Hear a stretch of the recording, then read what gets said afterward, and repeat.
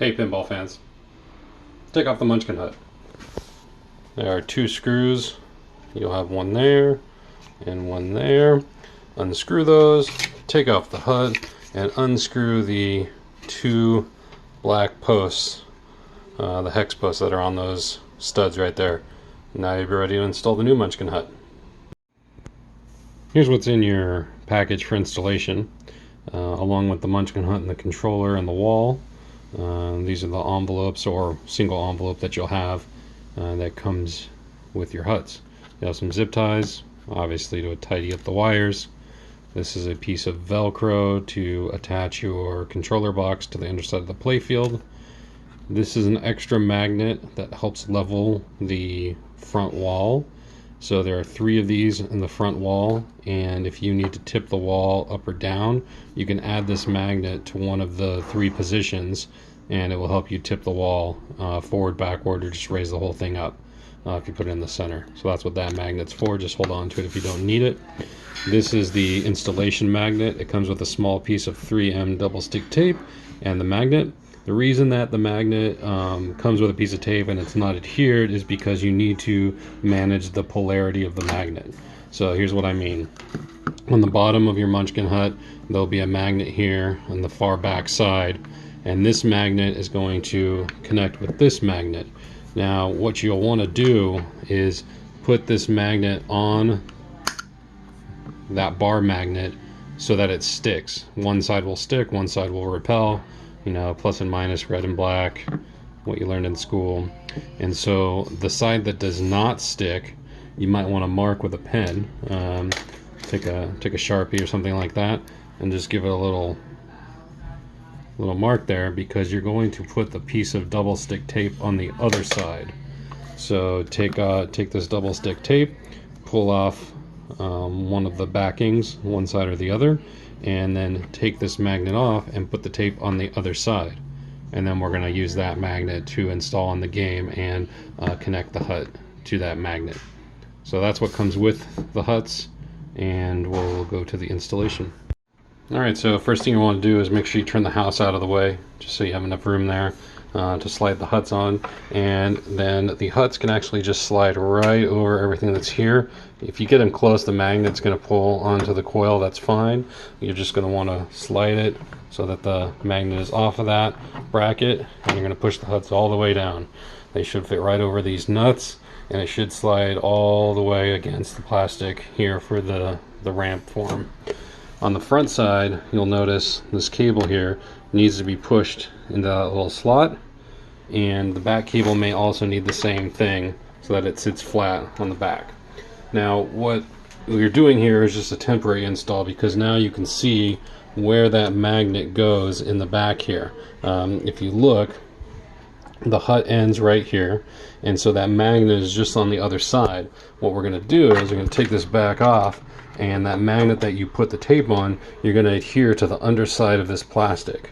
So you're going to use a little, I don't know, a little like dental tool or some pliers or a long screwdriver. Anything that the magnet will adhere to that's metallic, you can use to slide under, behind the house, up and under here, and you're just going to pop it up there so the magnet adheres to the underside of this plastic. That magnet on the bottom side is going to attract the magnet on the top side and hold the hut in place.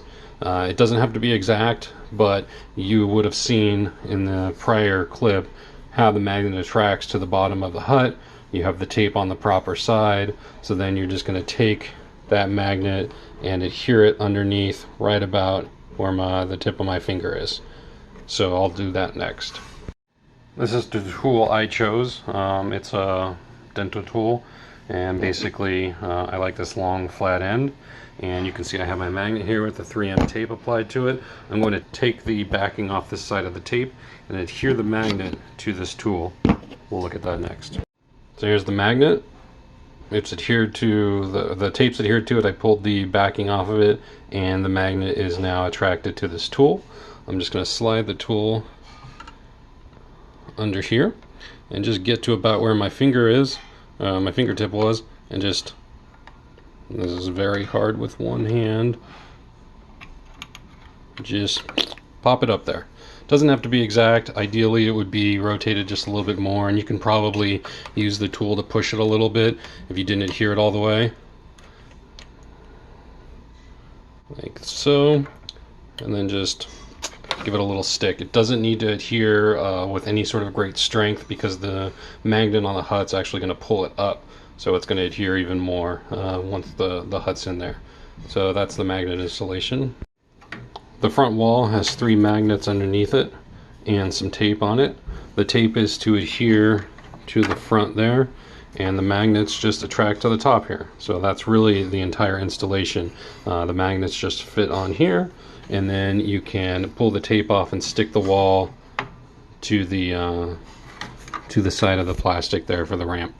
And so this will be probably the last thing you want to install, but that's basically the idea, is that it just simply sticks in place. And whether or not you choose to put another magnet on any one of these is going to be based on your alignment.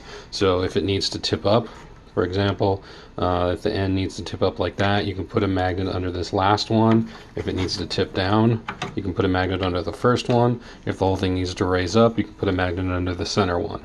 You may not need that magnet at all. It's just an option. You want this wall to sit as much as it can up against that plastic there, because otherwise the house will hit it. So you definitely want to consider using that tape there. Just peel off the backing, and once the hut's installed, you're going to install the wall and then push it all the way up against there.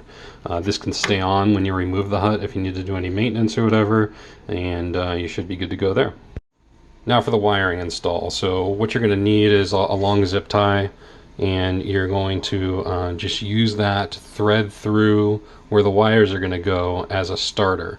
So basically you want to use the end as it's pointed towards the front of the game, and just follow these wires down here. Let's see if I can do it with one hand, and it should just slide right down through into the bottom of the game. That's all you need to do to start the whole process. Then you're going to take the hut, let me grab it, and just set it up here on top of your ramp or on a towel or something like that, and you're going to put this end right in front of that nub on the zip tie, and just use a little electrical tape or whatever, painter's tape, to wrap it a few times, so then you can use it to pull down through the hole in the play field into the underside of the game. This is the crucial part of threading the wires through. I don't know if you can really tell, but this is the back of the Munchkinland playfield, and then the black is the zip tie and wires wrapped up in electrical tape. I just have them right at the top of the metal guide right here behind the Munchkinland playfield, and you're going to want to use some sort of tool to help guide this down past the metal in between the wood there. And so let me grab my tool. I'm definitely not going to be able to do this one-handed, but basically you want to use your tool to help guide this down through that space there. And while you're reaching under the playfield and pulling the zip tie, you can be sort of guiding it from above to make sure that it fits. You may need to move those other wires out of the way and just sort of slide them further back. And you may need to help twist this so it's flat, so it's not the long ways going this way, but the long ways going this way, so it will fit through that gap there. So now that you have the wires guided down through and you've pulled the zip tie through, you're going to want to put the huts in place. This wire that's connecting through everything here is going to come out the front through this gap, and it's going to go over the top of this diverter armature there. So you'll just have to make sure that the way it comes out of this is towards the front, and it's just going to follow along with the rest of those wires. So you can sort of just put everything in place and then reach around here and just guide that wire back under and through the front. If you can, maybe you can zip tie it to those wires down there. If not, it's barely going to be visible and it's not going to need any connection there, so you shouldn't have any problem with that. But yeah, just guide the wires. It's going to go over the top of this guy and then out the front of the Munchkin hut there. and then just down through the play field, and then we'll install the controller. So let's install the controller. Here are the wires coming out from the top of the play field. Here is a 12-volt connection that we're going to use for the back right spotlight. We're going to pull some power off of that guy, and so you can just plug the controller in right in line.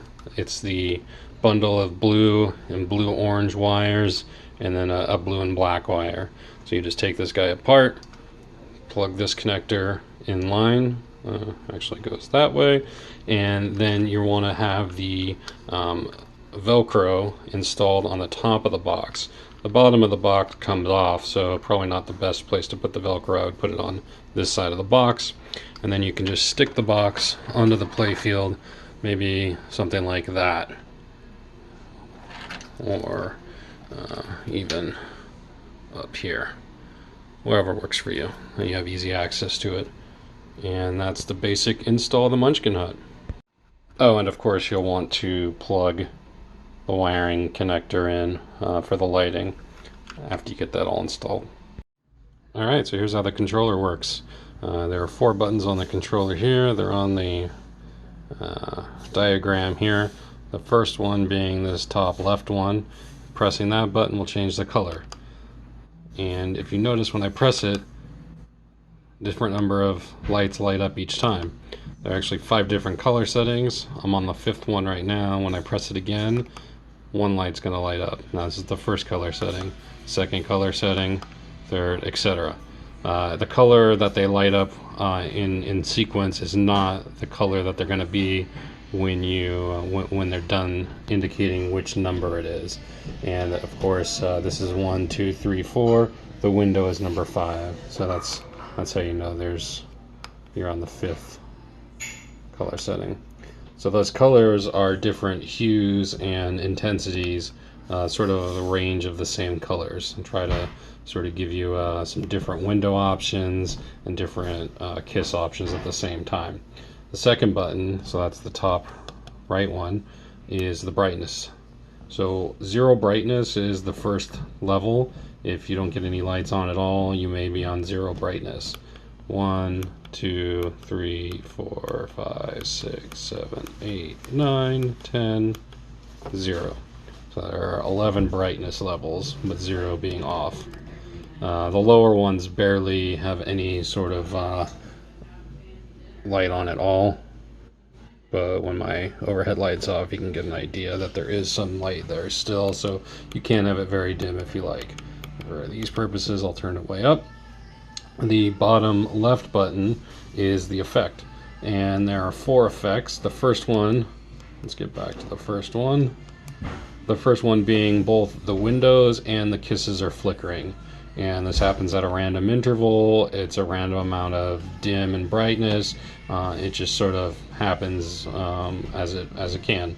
The second effect is simply the windows doing that with the kisses on all the time. Third effect is the kisses doing that and the windows on all the time. And the fourth effect is everything on all the time, no flickering at all. The last button, bottom right corner, is the amount of, let's call it speed, how quickly the effects happen. So we're on speed number 1 right now, and that will give the slowest amount of time between each effect changing, or the amount of time between the dimming and brightening of the kisses and the windows. So 2, 3, and 4. 4 will have the shortest amount of time between all those things happening, so it'll be very quick. A bunch of flickering and stuff happening. You can see if I bring it on right now, it will just sort of go crazy. And maybe you want that. So those are the settings. Yeah, enjoy. My, people come and go so quickly here. Follow the yellow brick road. Follow the yellow brick road. Follow the yellow brick road. Follow the yellow brick road. Follow the yellow brick road. Follow the yellow brick road. Follow the yellow brick road. Follow the yellow brick road.